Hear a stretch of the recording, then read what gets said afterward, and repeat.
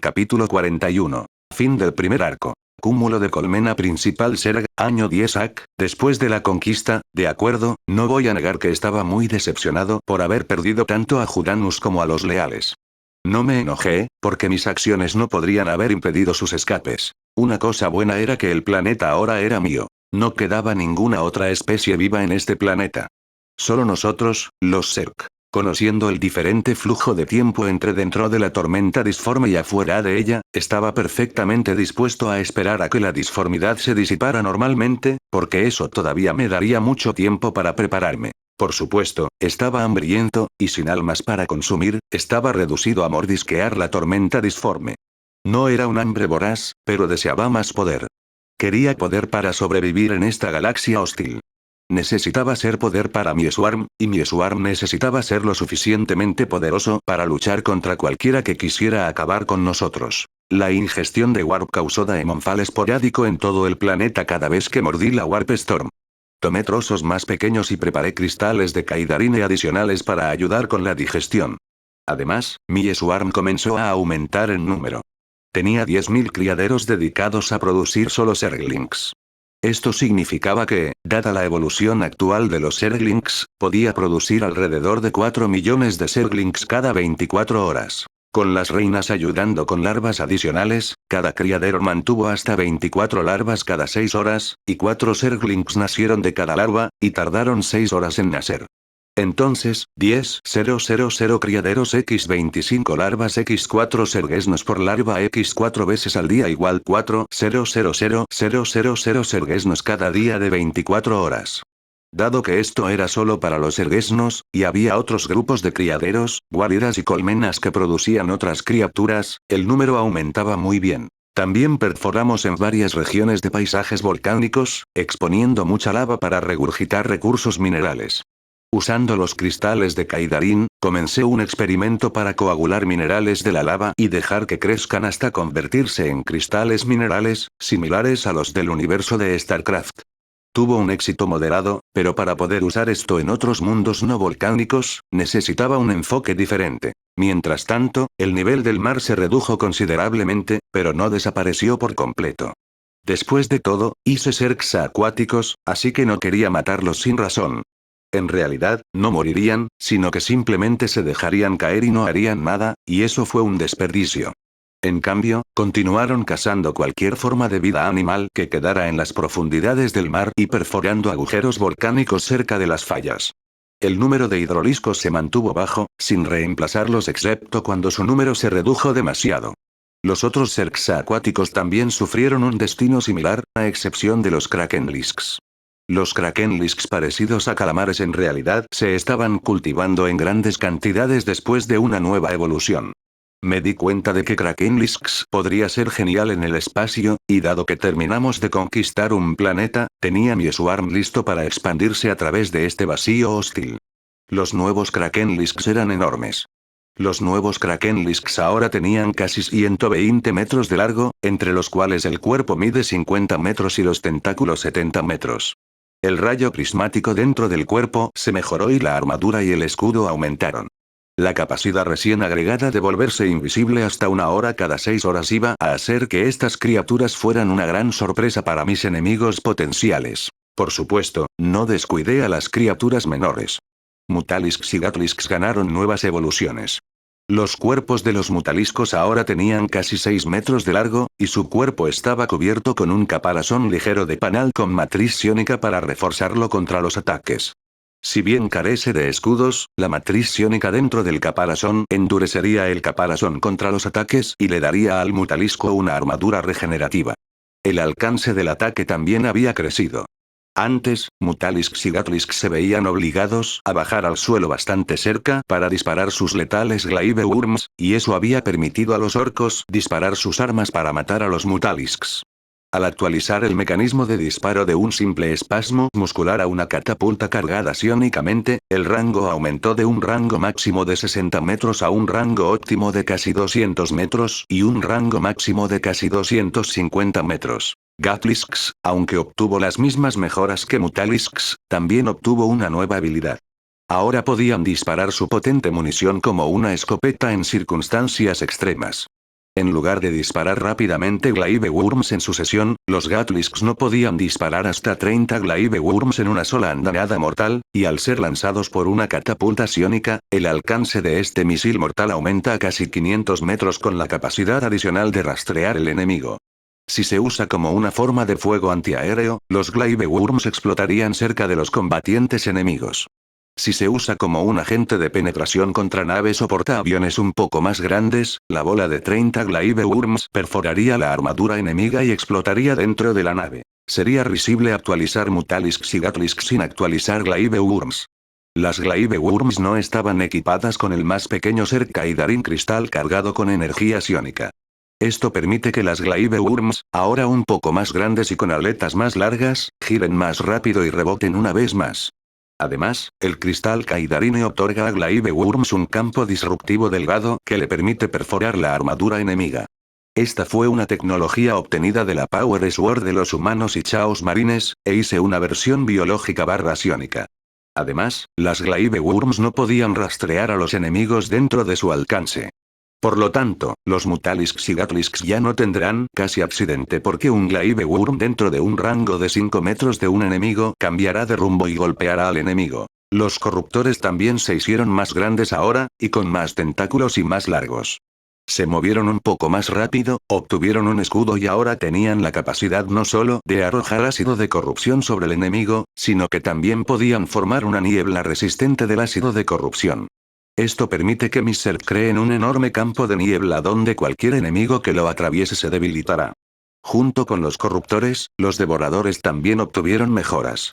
Mientras que los corruptores se actualizaron a solo 20 metros de largo con tentáculos de 15 metros, los devoradores experimentaron algunos cambios drásticos. Los devoradores se convirtieron en el gran bateador entre las criaturas menores. Si los mutaliscos y los gatliscos eran cazas ligeros y los corruptores eran cazas medianos, entonces los devoradores eran bombarderos. Su tamaño era ahora de casi 35 metros de largo y 25 metros de alto, y mantenían la forma de bola, pero ahora disparaban una bola de ácido muy poderosa que rodeaba a un diminuto organismo Zerg. Usando sus cuerpos masivos para exprimir la bola de ácido a través de la catapulta psiónica, un devorador puede enviar su carga útil por casi 1 kilómetro al impactar contra el enemigo. La bola de ácido obstruye las armas del enemigo, mientras que el organismo interior destruiría el cristal Ser Kaidarine dentro de sí mismo, causando una devastación psiónica masiva similar a Sea Storm, que podría paralizar los sistemas electrónicos del enemigo. Los guardianes y los señores de la progenie también mejoraron en tamaño. Los guardianes ahora tenían casi 90 metros de ancho y los Broodlords tenían 100 metros de ancho. Los guardianes obtuvieron un escudo poderoso y 2 cañones de esporas para luchar contra los combatientes enemigos. Obteniendo así protección contra los enemigos que antes no podía, Guardians ahora podía disparar sus nuevas armas más letales. Ahora disparaban ácidos súper rápidos cargados psiónicamente que venían en 2 versiones. El Pyroacid y el Cryoacid podrían ser elegidos por el guardián para ser disparados a lo largo de casi 5 kilómetros. En cuanto a los Broodlords, ahora transportaban hasta 10 Broodlinks a la vez, y eran capaces de disparar hasta 5 Broodlinks a la vez, y a un alcance, velocidad y velocidad mucho mayores. Mientras está en el espacio, un Broodlord puede disparar Broodlinks a 30 km/s en un rango de 5 kilómetros, y podría disparar 5 Broodlinks cada 10 segundos o un Broodlink cada 2 segundos. Cada cría estaría encerrada en un escudo y emitiría un campo disruptor para mejorar la penetración de su armadura. Si bien estas criaturas funcionarían como cazas y bombarderos, y Krakenlisk como corbeta, estaba el problema de los Scourges y el Scourer. Un Scourer era casi idéntico a un Broodlord, excepto por la cola que un Scourer no tenía. Un Scourer funcionaba de manera muy parecida a un Broodlord, excepto que disparaba Scourges. Sin embargo, a diferencia de los Broodlinks, los Scourges pueden cambiar de rumbo o moverse de una manera totalmente diferente. Podrían cambiar fácilmente de rumbo y golpear al enemigo más cercano. En cualquier caso, los Scourers obtuvieron el mismo tipo de mejoras que los Broodlords. Fueron los Scourges los que ganaron mejoras significativas. Ahora nacidos con el diminuto Kaidarin cristal, se movían más rápido y eran más maniobrables. No solo eso, habían ganado una piel nueva y fuerte que resistía daños menores que habrían matado a la generación anterior de Scourges. Además, emitieron el mismo tipo de campo disruptor que obtuvieron los Brooklynx, pero a diferencia de los Brooklynx, el campo disruptor de los Scourges protegió al Scourge de fuego antiaéreo o similar al alejar la metralla o los misiles. La metamorfosis de plasma de Scourges también evolucionó, y la explosión fue más fuerte y con mayor intensidad de calor y área de efecto. Además, los azote nacidos de larvas venían en 4 como los erguesnos, lo que permitía que mi enjambre tuviera grandes huestes de azote. Otra mejora en los Scourges fue que el fragmento de cristal Kaidarin había permitido que la pequeña criatura permaneciera viva y activa indefinidamente mientras estuviera dentro del campo de control psiónico de Swarm. El problema seguía siendo de escalas. Este universo estaba lleno de criaturas horribles y poderosos acorazados que empequeñecen flotas enteras de naves del universo Star Trek. En serio, cuando James todavía era humano en su propia dimensión, buscó comparación de tamaño de nave 40 en Google, y las imágenes mostraban cuán masivas eran estas naves. Incluso un pequeño destructor de clase Cobra, uno de los más pequeños de la Armada Imperial, tenía 1500 metros de largo. Un pequeño destructor de clase Cobra era más grande que un crucero de clase Aclamator en Star Wars, e incluso un Aclamator era enorme. La única criatura en mi enjambre que estaba más cerca de un destructor de clase Cobra en tamaño era el Leviatán. Necesitaba repensar y rediseñar el Leviatán. Así que lo hice, y se me ocurrió el Leviatán MK2, así como varias otras criaturas espaciales grandes para transportar a mi Zerg y combatir la armada espacial enemiga, y eran hermosos. El Leviatán fue rediseñado con un nuevo rol en mente. Debería ser un vehículo ligero además de escoltar a criaturas aún más grandes que crecerían en un futuro cercano. Hice deliberadamente 2 Leviatanes diferentes. El más pequeño todavía se llamaba Leviatán, pero ahora tenía aproximadamente 1 kilómetro de largo, y era igual de ancho y alto. La forma básica se mantuvo igual. Sin embargo, teniendo en cuenta su tamaño y función, ahora ganó un grueso caparazón alrededor de la sección trasera y un poderoso escudo para protegerse, mientras que sus 24 enormes tentáculos con capacidad de Sea-Blade podían acabar con cualquier enemigo al alcance. También disparó Bile Swarm como el original, aunque en cantidades mucho mayores con mayor alcance y mayor velocidad de proyectil. Podría usar la habilidad de contaminación de Overseer en un área amplia que afecta a todo tipo de unidades, no solo a los edificios, y renunció al bioplásmido por un desarmonizador molecular basado en protos, un pulso mortal de energía que literalmente rompe los enlaces entre las moléculas. El segundo tipo que surgió del Leviatán fue el Tiamat. Alcanzando casi 2 kilómetros de longitud, era más alargado y delgado que el Leviatán. Mientras que Leviatán era un portaaviones ligero y un transporte, el Tiamat fue la primera criatura espacial de los Zerg solo para combate. En lugar de Mutalisks y Broodlords, Tiamat genera decenas de Scourges y Banelings, y luego los lanza a una velocidad increíble después de impregnarlos con energía psiónica para agregar el aspecto perforante de armadura de Sea-Blade en sus municiones vivas. También tenía los mismos 24 tentáculos de un Leviatán, pero los tentáculos eran más largos y se retiraron hacia el cuerpo de Tiamat en lugar de colgar sueltos como los del Leviatán. Los tentáculos de Tiamat se disparaban a una velocidad y agilidad increíbles y perforaban la armadura enemiga con su Warblade mortal que cubría la espina metálica al final de los tentáculos.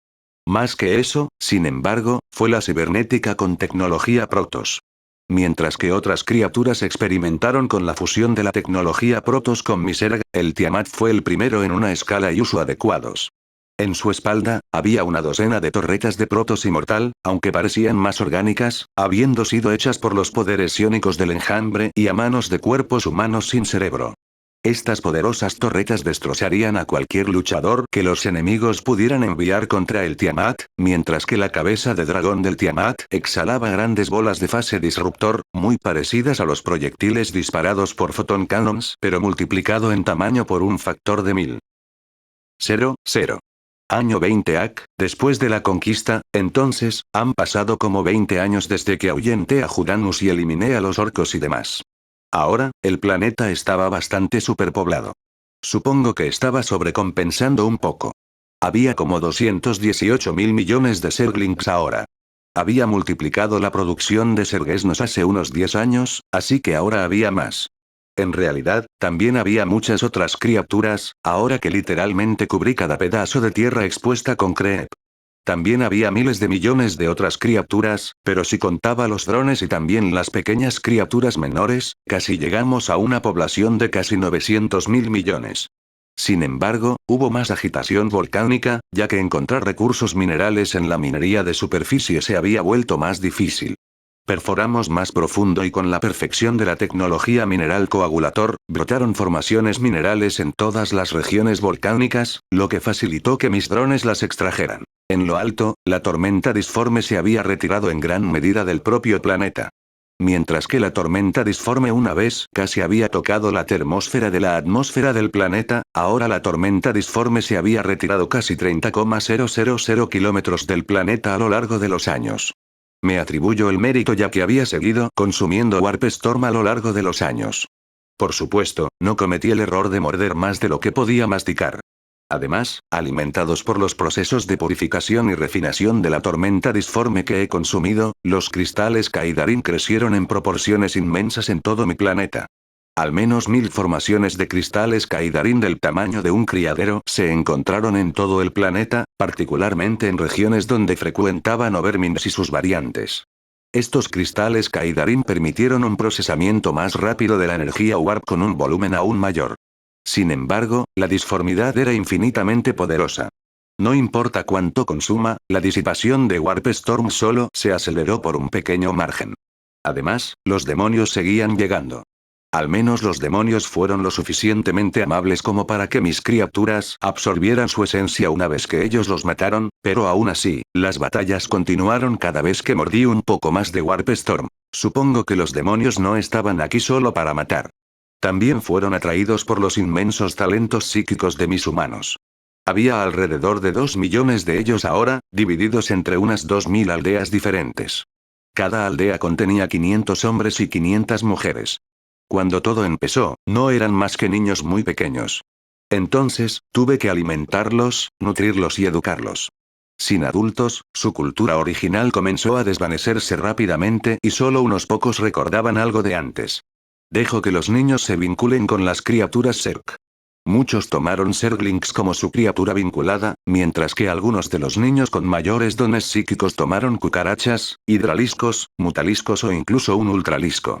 Se les dio principalmente comida humana, aunque sus alimentos estaban mezclados con productos químicos diseñados para mejorar su control psíquico. Pronto, crecieron, dirigidos por Alena y mis otros comandantes humanos. A cada aldea se le dio mucha tierra para cultivar granos y verduras, mientras que la carne procedía de mis Zerg, ya que eran compatibles con el consumo humano. A medida que los niños crecían, entregué la agricultura a sus manos más competentes. Le pusieron arneses a las cucarachas, enseñados por Volran, y cultivaron las tierras. Por supuesto, la mayor parte de la vida de estos niños se dedicó a dominar sus poderes psíquicos, mientras vertían el exceso de energía en el gran pilón de cristal Kaidarin en el medio de cada aldea. A medida que crecían, algunos de los niños y niñas se enamoraron, y otros fueron arreglados por mí para aparearse. Dado que no los crié con la idea del matrimonio o la monogamia, los niños tenían relaciones sexuales por placer o con fines reproductivos, según lo establecido por mí. Quería crear más humanos con cerebro psíquico. No pasó mucho tiempo antes de que la mayoría de la población femenina quedara embarazada, y aquellas que resultaron tener problemas para concebir o tener un hijo fueron rápidamente reunidas y enviadas al grupo de la colmena primaria, donde se extrajeron sus cerebros y sus cuerpos se pusieron en las fábricas orgánicas para trabajar. Sus cerebros psíquicos eran un recurso crítico y muy difícil de cultivar al nivel correcto. Solo aquellos con mayor potencial se salvaron del destino de que les quitaran el cerebro. A la edad de 25 años, los humanos fueron recogidos y les extrajeron el cerebro. Solo alrededor del 0,001% de toda la población tenía poderes psíquicos lo suficientemente significativos como para evitar la extracción del cerebro. Cada vez que se encontraba uno de esos seres justo antes de que le extrajeran el cerebro, lo llevaban a un consejo de mis comandantes. Allí, el joven psíquico podría elegir servir una disciplina entre mis comandantes. Alena, la princesa del enjambre, era el señor psíquico del enjambre. Elric, el padre de Alena, era el lord comandante de mis fuerzas terrestres, sus tácticas y estrategias versátiles y flexibles han crecido mucho, y ahora también tenía algunos poderes psíquicos, ya que vino con su último cuerpo. Argen, el Lord General de mis fuerzas aéreas, era muy popular entre las mujeres psíquicas, ya que disfrutaban con la idea de volar. Volran, el maestro de los ultraliscos, tenía reputación por sus tácticas de mano dura y su inclinación por la exageración. Por último, estaba el maestro de sangre, los Astartes corruptos. Él no estaba allí para representar a mis submarines, ya que todavía estaban bastante lejos de establecerse. Él estaba allí, era el señor de Spillings. Mientras que otros comandantes ofrecieron entrenamiento en sus propias disciplinas, Bloodmaster ofreció la oportunidad de recibir un Spilling. Este Spilling especial ofrecido al candidato contendría todos los conocimientos necesarios para operaciones encubiertas pero sin personalidad propia. Si bien el cerebro del candidato sería consumido, Rena sería como el Spilling que reside dentro de sus propios cráneos. Incluso mientras creaba un cuadro de oficiales de los potentes psíquicos armados y protegidos por los cristales Kaidarin y una poderosa correa psiónica alrededor de sus almas, miré hacia los cielos. Mientras que la troposfera y la estratosfera estaban llenas de overlords, mutalisks, corruptors y otras criaturas menores del aire, el mesopere estaba plagado de overseers, y beseers, broodlords y guardians.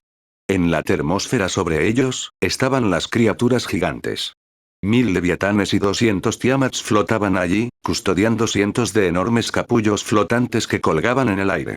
Con el apoyo de decenas de miles de overlords levantándolos y varios cientos de overseers dirigidos por docenas de ibeseer vertiendo energía psiónica en los capullos, pronto eclosionarían aún más leviatans y tiamats. Sin embargo, había criaturas aún mayores en el espacio.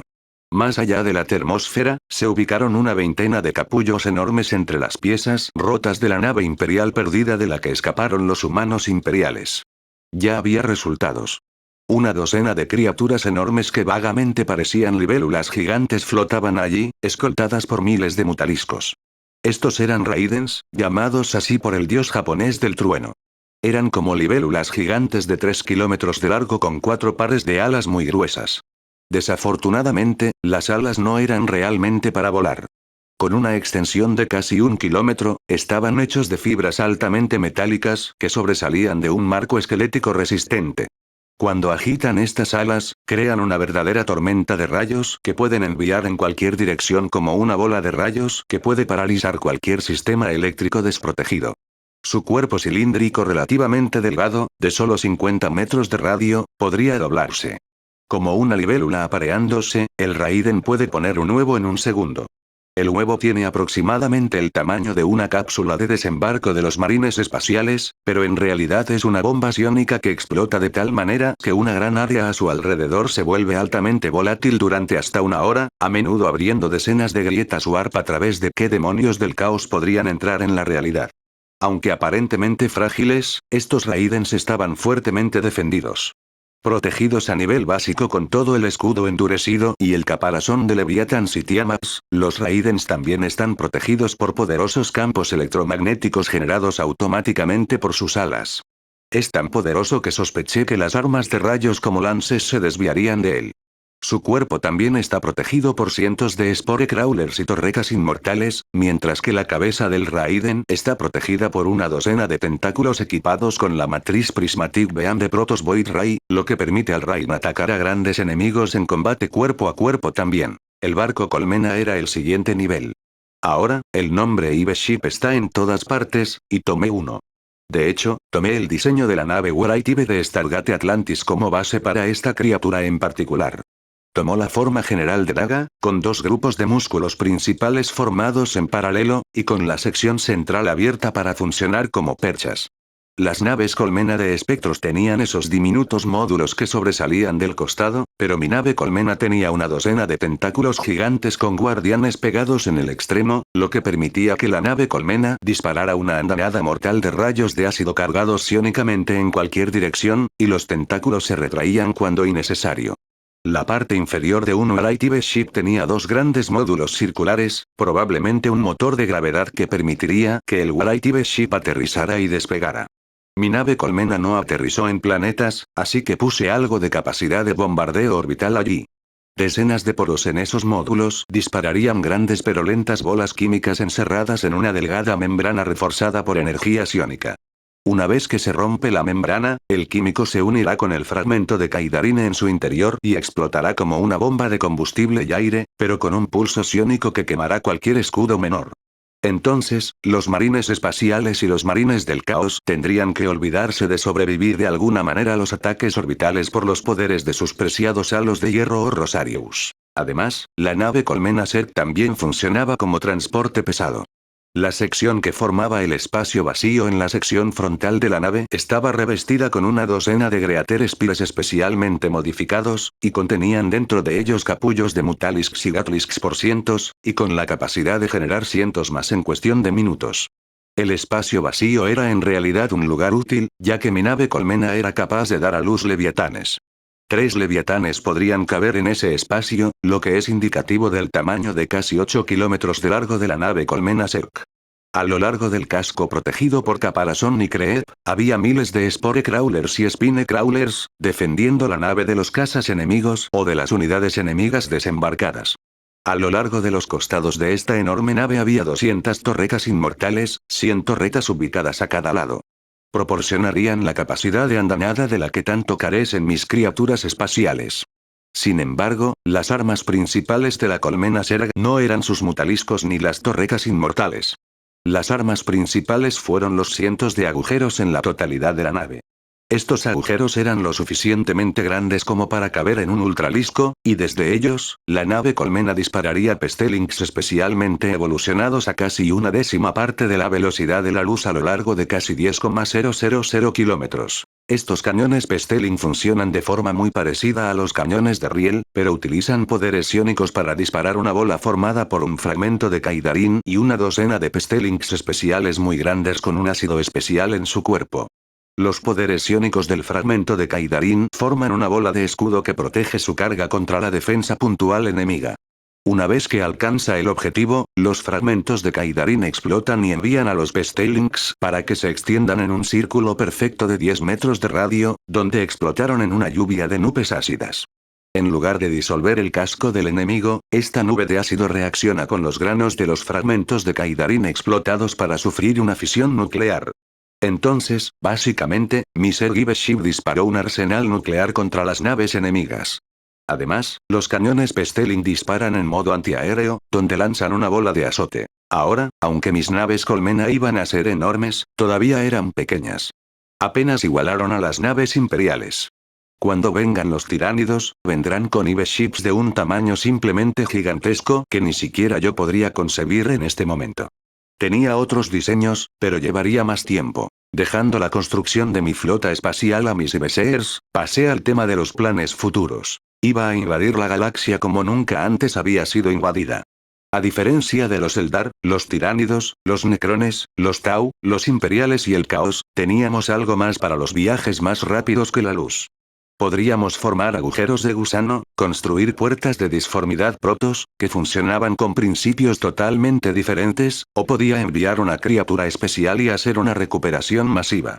En cualquier caso, tenía una enorme ventaja en la agilidad de mi invasión. En cuanto a las grandes distancias, prepararía balizas Kaidarin especiales para ser colocadas alrededor de la galaxia, y escondidas y protegidas por una pequeña flota de criaturas Zerg. Luego las doblaría en el espacio, de esta manera, nadie notaría las balizas a menos que chocaran físicamente con ellas. También tenía planes para construir bases móviles usando asteroides, y una vez que la tormenta disforme se disipara, podría alcanzar el cinturón de asteroides más cercano sin ningún problema. Fue bueno ser la supermente.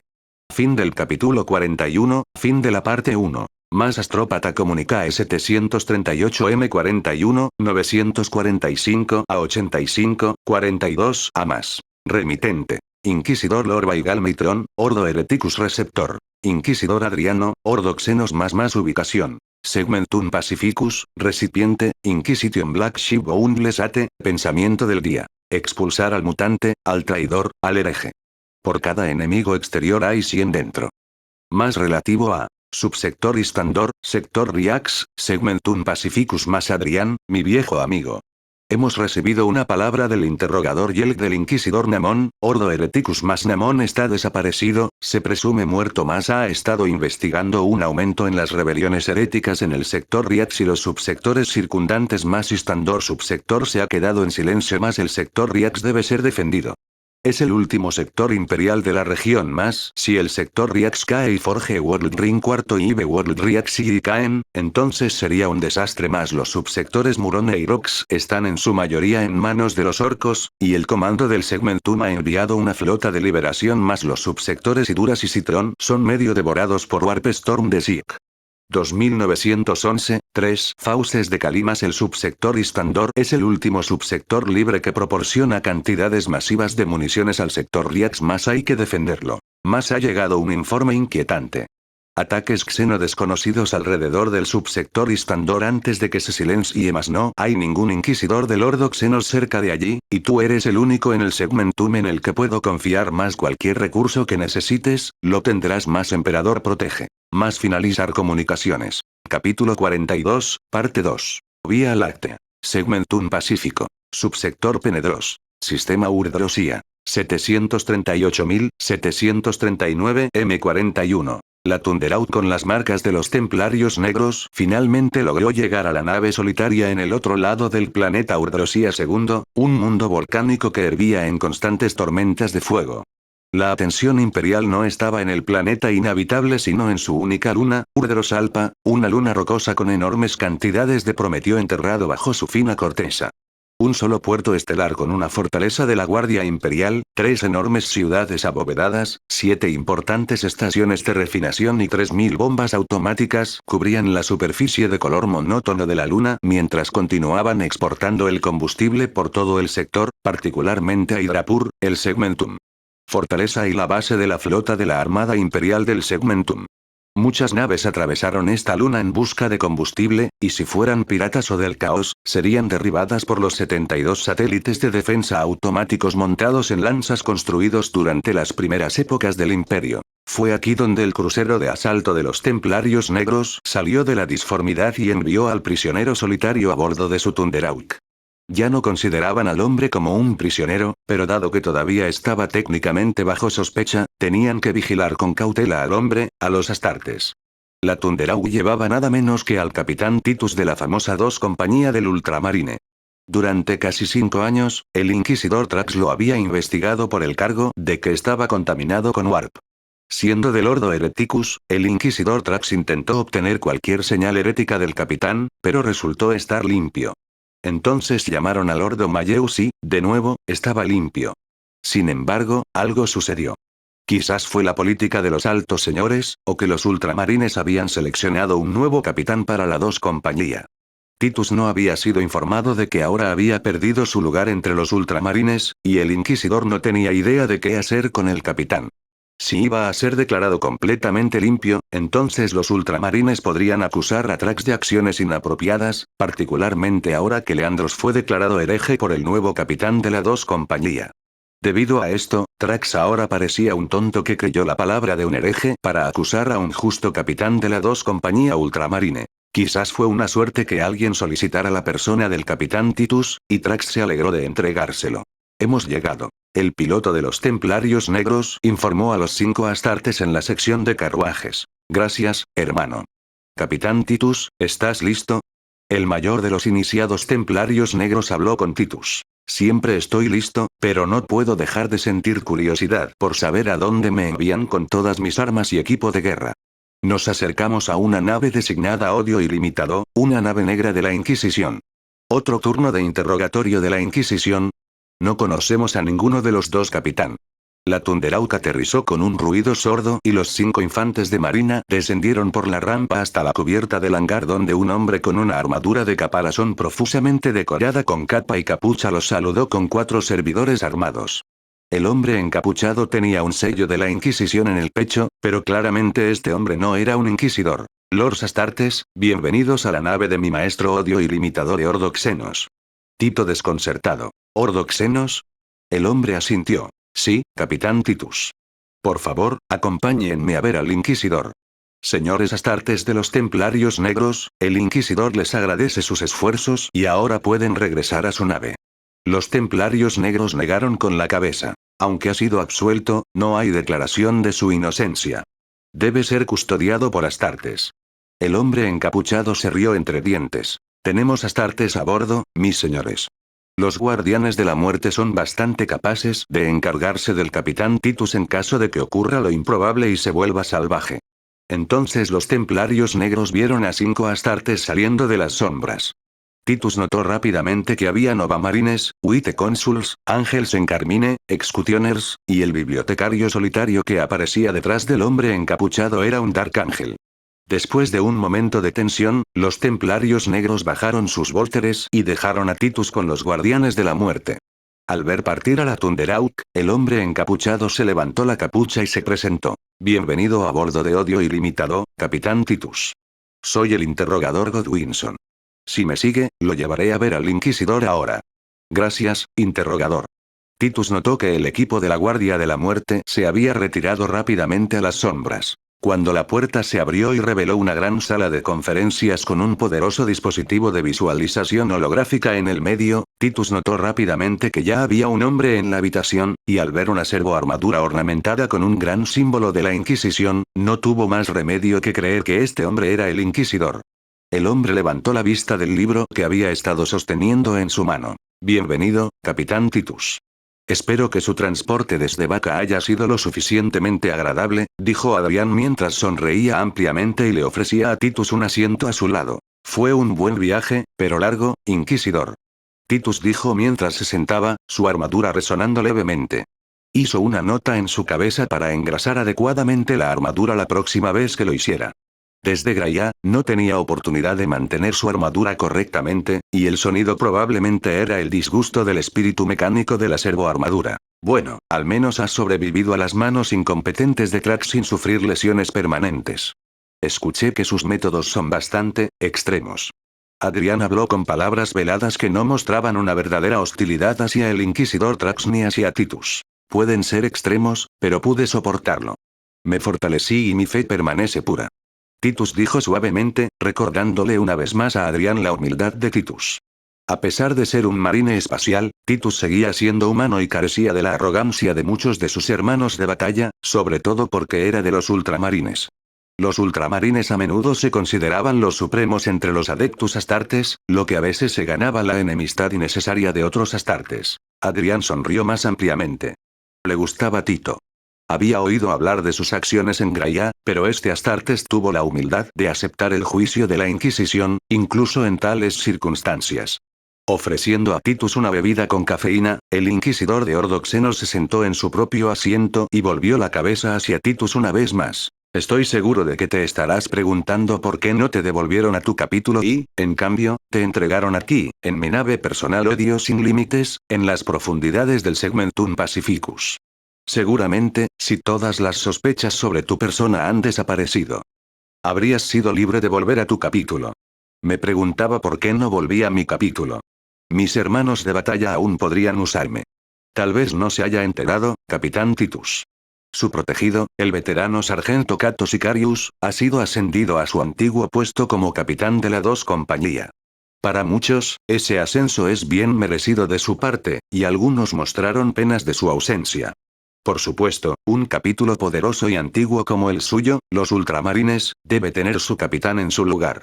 Escuché que la primera acción del capitán Sicarius fue ejecutar al joven Leandros por acusaciones injustas contra su capitán. Tenía la esperanza de tu respuesta a tales noticias. Adrián quería ver si Titus era un tipo de hombre que pudiera ser usado o desechado. Lamento escuchar que Leandros está muerto. Era joven y todavía se aferraba ciegamente al Códex. Con el tiempo, podría haber sido un gran ultramarine.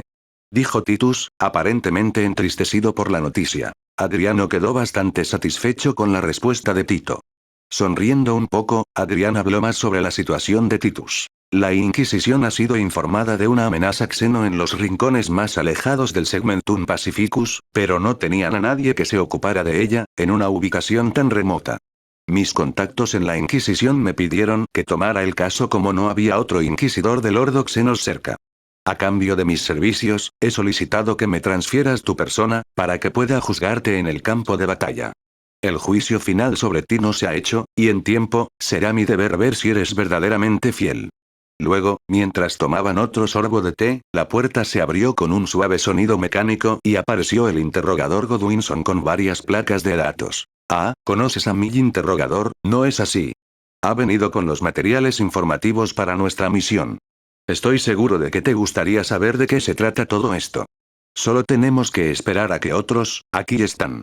La puerta se abrió de nuevo y entraron 8 astartes de la Guardia de la Muerte, y Titus notó el símbolo y el color ultramarine en el capitán de la Guardia de la Muerte con máscara de calavera. ¿Un hermano ultramarine? El capellán se quitó lentamente el casco, y Titus se sorprendió mucho. ¿Capellán Matoras? Pensé que estabas muerto. Titus dijo, su tono claramente indicando sorpresa. Joven Titus, también te creí muerto, a manos nada menos que de la Inquisición. Dijo el capellán en tono de bajo profundo. Su enorme cuerpo corpulento estaba en el lado opuesto al de Titus, como para dar distancia deliberadamente entre los hermanos del mismo capítulo. Otros miembros de la Guardia de la Muerte estaban de pie detrás del viejo capellán, y Titus pudo reconocer todos sus capítulos, y que eran los mismos astartes que vinieron a saludarlo en la percha. El bibliotecario era de Arcángels, mientras que 5 de los Battle Brothers eran de Ángels en Carmine, Nova Marines, Executioners, Aurora Chapter, White Consuls, y el último miembro, un Scouts Argento, tenía marcas de Blood Raven. He sobrevivido a la Inquisición hasta ahora. Todavía estoy esperando el juicio final. Dijo Titus, inclinando la cabeza. El capellán fue uno de sus mentores en el capítulo cuando aún era novicio. Se conocían desde hace más de un siglo antes de que Matoras desapareciera, aparentemente asesinado por los orcos en Tefela IV. Y, como yo, has caído en manos del infame inquisidor Adriano. Me pregunto cuánto tiempo servirás a sus órdenes, he visto a muchos que se resistían a dejar su servicio. Hay mucha gloria y honor en sus misiones. Ante los cumplidos de Matora, Ardian inclinó la cabeza ligeramente en agradecimiento. Bromeas, Lord Capellán. Debo decir, Capitán Titus, que me sorprendes. En las 3 décadas que he trabajado con él, no he visto al capellán Matoras pronunciar tantas palabras fuera de la capilla dando sus sermones. Jaja. Entonces Titus se volvió hacia el sargento explorador de los cuervos sangrientos. Cuervo sangriento. Luché con tu capítulo en Graia. Lucharon bien. Dijo Titus, asintiendo con respeto al sargento explorador. El sargento asintió en respuesta. Me alegra saber que mis hermanos lo han ayudado bien, capitán. Mientras hablaban llegó el resto del séquito del inquisidor, e instintivamente se pararon detrás de Titus. Finalmente listo, el interrogador Godwinson asintió a Adrián y luego se volvió hacia el resto del grupo. Mis señores, si lo desean, comenzaré la sesión informativa. Hace 3 semanas, el inquisidor Lord Vaigal Matron de Ordo Hereticus fue contactado por el comando del Segmentum Pacificus. Se transmitió un mensaje de grabación de voz a la fortaleza de Segmentum en Hydrapur, y la grabación de voz original era esta. Godwinson pulsó un botón y la grabación del comunicador se reprodujo en la sala. Asistencia, en la misión, Argol II, en Istandor Sub, es, Y. Ataca, extraños xenos, nunca, se han encontrado antes, este es el final de la grabación. Los demás se sentaron en silencio, contemplando el mensaje. Un mensaje inquietante. Creo que debemos actuar sobre lo que sabemos hasta ahora y destruir la amenaza xeno. Titus dijo después de un momento. Adrián asintió, pero tenía mucha experiencia en el trato con extraterrestres. Eso es cierto, Capitán Titus, pero no he ganado mi reputación como el destructor de xenos por ser imprudente en mis acciones. Un solo mundo puede ser importante, pero a menudo esos mensajes son solo síntomas de un problema mayor, o de una invasión. Hizo un gesto a Godwinson para que continuara. Argol II está ubicado en el sistema Argol. Hay 3 centros de población. Argol I, un mundo feudal con una población de casi 600 millones en el último censo realizado en 200 M39, con 2 regimientos de la Guardia Imperial y 4 millones de PDF. Además, Argail II es una luna que orbita Argol I es un mundo selvático con una población de 9.300.000 PDF. Es extraño que los xenos hayan atacado primero Argol II en lugar del centro de población. Su evaluación puede esperar, interrogador. Necesitamos ver el panorama completo antes de que podamos planear un contraataque. Matoras reprendió al joven interrogador, y el interrogador se dio cuenta de su error. Titus notó que los ojos de Adrián se entrecerraron por un momento antes de volver a su cara sonriente. Matoras había estado con Adrián por más tiempo que el interrogador, y el viejo capellán canoso conocía las peculiaridades y preferencias de Adrián. A pesar de su apariencia y modales encantadores, Adrián se basó en gran medida en el estudio meticuloso de la información sin prejuicios ni prejuicios. Matoras pensó que tales poderes de deducción le habían permitido a Adrián tener éxito en detener muchas invasiones xeno. Mis disculpas, Lord Capellán. Argol II es un mundo agrícola, con una población de 11 millones, con un solo regimiento de la Guardia Imperial con la mitad de sus efectivos estacionado allí hasta que se recuperen por completo. Adrián detuvo a Godwinson allí. ¿Cuándo se reunió esta información? La fecha indica que la información es de 700M41, mi señor. Entonces la información está desviada por al menos varias décadas. Necesitaremos saber más sobre las defensas actuales del subsector. No podemos entrar en este ciego. Godwinson, necesitamos reducir esto. Tengo la sensación de que este problema xeno puede no ser localizado. Háblame del sector Riax, sus problemas y por qué este subsector Istandor parece particularmente importante más allá del hecho de que todavía está, o estuvo, en manos imperiales.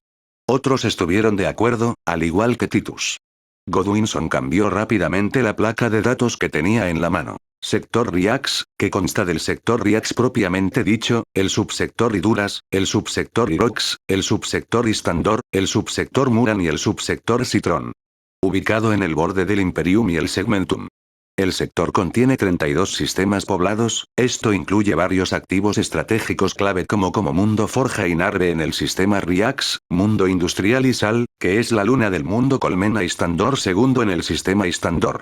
Actualmente, el subsector Muran y el subsector Irox están siendo atacados por Aag Tufang, que se había extendido desde el sector vecino. Por el momento, solo 4 de los 11 sistemas en los dos subsectores todavía están bajo control imperial. Se hizo el silencio ante la grave situación del sector Riax. Adrián hizo una pausa antes de hacer otra pregunta. ¿Qué pasa con la tormenta de disformidad? El subsector Citron y el subsector Iduras están atrapados dentro de la influencia de la tormenta disforme designada 2911-3 o Fauces de Cali, nombrada por el inquisidor Lord Berevian de Ordo Malleus. El nombre del Lord Inquisidor hizo que Adrián levantara la vista bruscamente de la pantalla del holograma. ¿Berevian? Escuché que había muerto. Había reunido a las fuerzas de la Guardia Imperial para recuperar el sistema Iduras de los demonios invasores. Nuestros registros indican que Lord Berevian, todo su séquito, un número desconocido de caballeros grises, 9 regimientos de la Guardia Imperial fueron asesinados durante la campaña de liberación, hace 17 años. Muy bien, la situación del sistema Riax es grave. Ahora, ¿qué pasa con el subsector Istandor? ¿Por qué es tan importante que el comando del Segmentum insista en enviarnos a nosotros y a varios regimientos de la Guardia Imperial? Luego, Titus y los marines espaciales de la Guardia de la Muerte se dieron la vuelta y apuntaron con sus armas al repentino sonido de pasos. 2 tecnosacerdotes estaban allí, uno era un ingeniero mientras que el otro era un magos, y uno poderoso, apologético, Inquisidor Adrián. La insistencia del comando Segmentum vino a instancias del Mechanicus. La voz del magos era tan mecánica que era difícil rastrear el tono de las palabras, excepto por la indicación anterior del tono general en el que hablaría. ¿El Mechanicus? Grave. Esta advertencia se recibió con especial seriedad debido a Argol II. El bibliotecario de la Guardia de la Muerte de Arcángels habló esta vez, su voz áspera por algún tipo de daño en su garganta. ¿El mundo agrícola? ¿Qué podría interesar al Mechanicus en ese planeta? Serio. Al enterarse de esta grabación de voz, el fabricante general ordenó la búsqueda de los activos del Mechanicus en el sector. Estábamos dispuestos a sacrificar a Isal cuando alguien encontró registros en Argol II. Titus notó que la expresión de Adrián continuaba oscureciéndose. ¿Qué hay en Argol II? El magos volvió la cabeza hacia el ingeniero y el tecnosacerdote menor se hizo cargo de la sesión informativa. Mis señores, hace casi 4000 años, un magos rebelde del Mechanicus se había fugado a este mundo remoto con varias tecnologías importantes. Se construyó un poderoso bastión de grandes defensas y de alguna manera reunió a una docena de regimientos de la Guardia Imperial para someter a todo el subsector.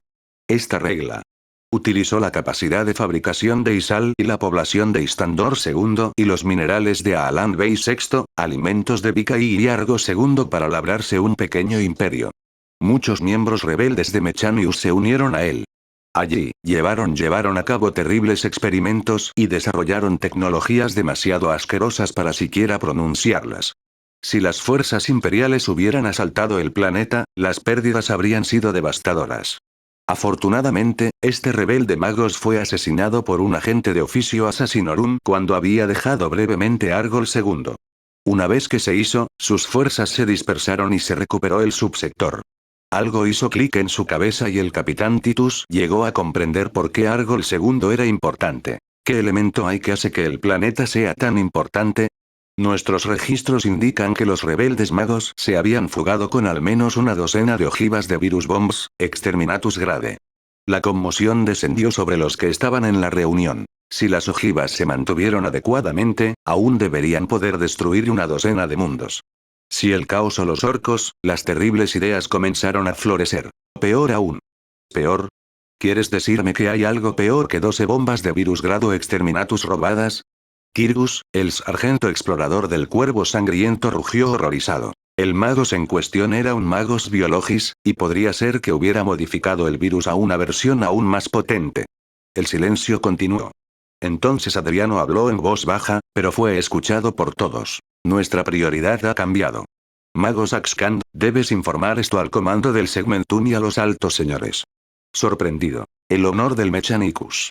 Serán menos dañados que si dejáramos que algún xeno desconocido corriera para tomar una docena de virus bombs de potencia potencialmente mayor. Imagina el tipo de contragolpe que sufriría Mechanicus si una docena de mundos imperiales clave fueran destruidos por nuestra propia arma. Los magos suspiraron. Resignado. Haré los contactos apropiados. Adrián se volvió hacia el resto de la habitación. Capellán Matoras, espero que presente al capitán Titus a todos, pero tendremos que hacerlo mientras estemos en tránsito. Debemos reunir a las fuerzas imperiales para retomar Argol II antes de que los xenos encuentren las bombas de virus. Se volvió hacia su aprendiz. Godwinson, dígale al capitán Carlos que se prepare para un viaje de disformidad inmediato. Nuestro destino es el sistema Riax. Sí, señor. Antes de salir de la sala de conferencias, Adrián se volvió hacia los que estaban en la sala una vez más. No puedo enfatizar lo suficiente la importancia de nuestra misión, y la posibilidad de fallar es simplemente demasiado grande. No debemos fallar. 0, 0.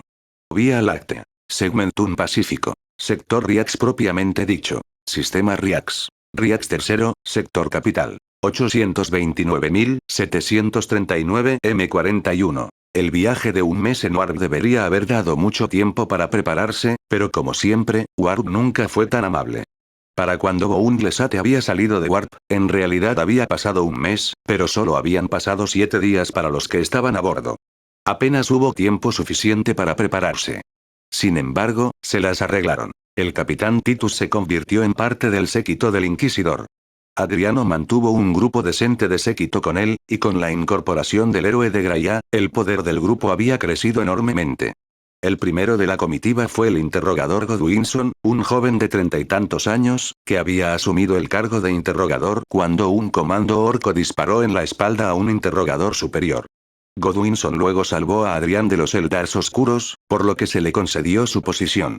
Adrián tenía grandes esperanzas puestas en el joven, y aunque eso habría hecho que otros hombres se volvieran arrogantes, Godwinson mantuvo intacta su humildad. Además de Godwinson, de quien Titus rápidamente se hizo amigo, estaba el guardaespaldas.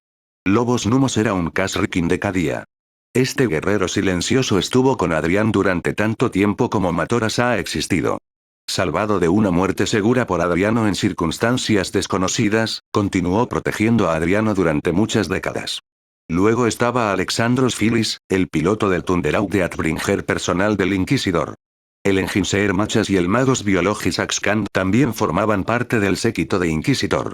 Axcand solía aconsejar a Adrián sobre las debilidades del enemigo xeno para que el Inquisidor pudiera explotar tales debilidades a voluntad.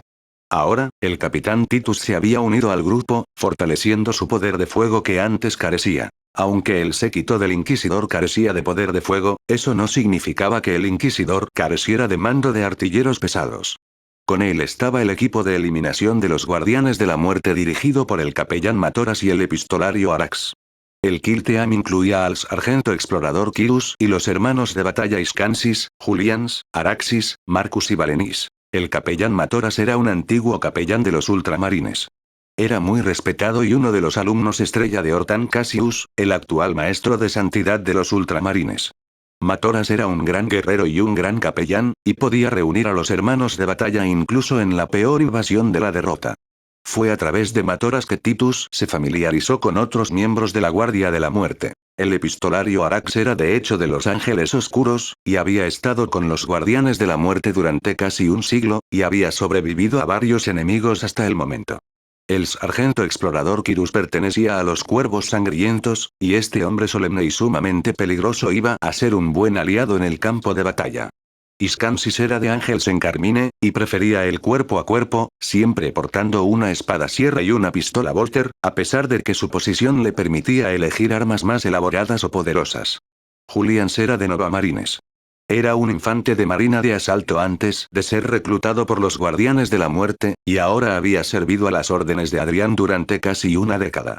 Araxis of Executioners y Marcus of Aurora Chapter eran amigos cercanos, y Matoras habló de que su combinación mortal había matado a muchos cuadros de Orgnots y un Dark Eldar Archon.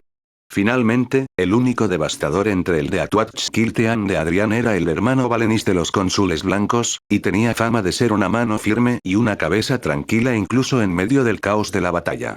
Muchas defensas habían sido salvadas por los implacables disparos de volteres pesados de Valenis. Por supuesto, si la Guardia de la Muerte fuera la única fortaleza militar de Adrián, no podría haber logrado todas las cosas que había logrado a lo largo de su larga vida.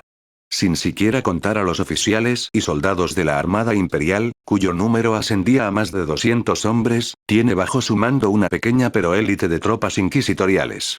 Dirigidas por el capitán Sintos y el comisario Argains, las tropas inquisitoriales de Adrián sumaban más de 200 soldados de asalto y constaban de 12 escuadrones, cada escuadrón armado con armas poderosas mucho más allá de las de la Guardia Imperial promedio. Estos 200 Stormtroopers fueron aumentados aún más por un pequeño grupo de batalla de vehículos. Un Predator Anihilator, un Razorback con Volter pesado gemelo, un Rhino, 6 chimeras, un Elrond, 2 Leman Russ y 5 Sentinels eran propiedad del Inquisidor, atendidos por la docena de Engineers a bordo de la nave. Mientras que los 200 Stormtroopers, 200 Naval Armsmen y un de Atuatch Kilteam eran su fuerza militar personal, Adrián también mantuvo un ejército decente de guardias imperiales, comandados con su posición como un conocido y respetado inquisidor del Ordo Xenos. A bordo de Boundless se mantuvo un regimiento de la Guardia Imperial completo. Este 85º regimiento de soldados de choque de Cadia era técnicamente un regimiento criado en Cadia, pero había visto tantas batallas sin descanso que una vez había caído a casi el 10% de su fuerza original. Con su liderazgo perdido y los suministros agotándose, los cadianos lucharon contra los orcos con todo lo que tenían, y finalmente destruyeron el Orquaag. Tras su victoria, el 825 estaba en peligro de disolverse cuando Adrián los acogió. Durante las siguientes 9 décadas del trabajo de Adriano, el 825 ganó muchos nuevos reclutas de todo el imperio, en su mayoría de heroicos regimientos que se disolvieron debido a la baja capacidad operativa. Fuerza del regimiento después de la batalla. Ahora, el Cadian 825th estaba hecho de aproximadamente 25% Cadians, 10% de Krieg, 10% Catachan, 5% Elysian y 5% Araconi, 5% Balayans y 40% otros. Además, gran parte de estos soldados experimentados fueron equipados con miembros y órganos biónicos, ya que habían estado en tantas batallas y habían sido heridos tantas veces. Sin embargo, todo esto los convirtió en un grupo mortal de soldados. Técnicamente solo comandados por Adrián, la mayoría de estos soldados darían sus vidas por Adrián, quien los había salvado de muertes decepcionantes y sin honor en alguna roca olvidada en la nada. Titus detuvo sus pensamientos. Ahora había recordado toda la información que le habían dado otros miembros del séquito de Adrián y el capellán Matoras. Ahora, era el momento de prepararse para la batalla. El tecnosacerdote Machas había reparado su servoarmadura, aún radiante en azul ultramar. Desafortunadamente, Titus solo tenía las armas que llevaba consigo cuando fue capturado por el Inquisidor Drax. Un Volter y un cuchillo no iban a ser suficientes si las cosas se ponían mal. ¿Está de luto por la falta de armas, capitán? Titus giró la cabeza para ver a Adrián en lo que parecía ser una antigua servoarmadura de artífice. Fue hermoso. El cofre estaba decorado con un enorme aquila de 2 cabezas cuyas garras sostenían una gran I para significar la Inquisición. Debajo del aquila había una fila de una docena de sellos de pureza, cuyos pergaminos llegaban hasta la mitad de su muslo. Alrededor de los bordes de las alas y la cabeza del aquila había calaveras de plata forjada, con ojos de gemas parecidas a rubíes. En la hombrera de su hombro izquierdo, una sección completa en forma de cruz estaba cubierta de obsidiana negra con escrituras doradas. Alrededor de esa hombrera había dientes de orcos, y por el tamaño de cada par de colmillos, todos eran nopso más grandes, lo que indica que el inquisidor había matado al menos a 50 orcos nopso más orcos. En la hombrera derecha, había una pequeña estatua de Sanguinus, el primarca de los ángeles sangrientos. La estatua dorada con alas de mármol blanco estaba tan envuelta en un poderoso campo de fuerza que literalmente se estaba formando un halo alrededor de la cabeza de la estatua. Llevas una armadura impresionante, Inquisidor. Gracias, capitán. En mis muchos años de servicio, he hecho más amigos que enemigos dentro del imperio, y muchos de ellos han expresado su amistad con baratijas de tal valor que me he vuelto inmensamente rico. Tome este Iron halo, por ejemplo. Titus notó el halo de hierro, uno más ornamentado que el que usaba en Graia. La sección halo del Iron halo parecía una astilla de llama, cada astilla parecía brillar. Me había salvado la cabeza más de una vez, incluido el fuego directo de un francotirador de un marine del caos con un cañón láser. Ahora, eso impresionó a Titus. El Iron halo debe ser excepcionalmente poderoso para bloquear algo como un disparo de un lascanon. Este fue un regalo de los puños imperiales. Este Rosarius fue hecho por el Adepta Sororitas de Ebon Chalice, y mi hombrera izquierda fue uno de los regalos de los Caballeros Grises. Incluso tengo esta capucha psíquica de sus ultramarines. Titus notó la capucha psíquica solo entonces, aún así, la imagen estaba muy borrosa. ¿Eres un psíquico? Esta capucha psíquica se esconde a sí misma y mi alma de mis enemigos, cegándolos efectivamente al hecho de que soy un psíquico de nivel gamma con décadas de experiencia. Más de un vidente Eldar y arcontes Eldar oscuros han muerto a causa del ataque psíquico sorpresa. Este regalo de su capítulo es uno de mis tesoros más preciados. De hecho, es un regalo poderoso. Adriano sonrió. ¿Por qué te digo todo esto? Tengo una razón que espero que pronto encuentres. Titus hizo una pausa, recordó lo que estaba pensando antes. Las armas. Quería describirte que tengo tantos regalos y artículos que he adquirido durante mis décadas de servicio y cosas heredadas de mi maestro, el Inquisidor Lord Grados. Tengo tantas armas poderosas para que te armes para que puedas servir mejor al dios emperador en la batalla. Entonces Adriano le entregó un casco a Tito. Estaba recién pintado de azul, de color ultramarino, pero claramente no era un casco normal. Este es, el casco de Great Knights. Otro regalo. Parece que para ser un inquisidor de Lordo Xenos, me he metido demasiadas veces en los asuntos de Lordo Malleus. Ahora es mi regalo para ti, para que puedas ver al enemigo despejado y no perder la cabeza. Gracias, Inquisidor. Ahora, vamos a matar a algunos xenos. Fin del capítulo 42.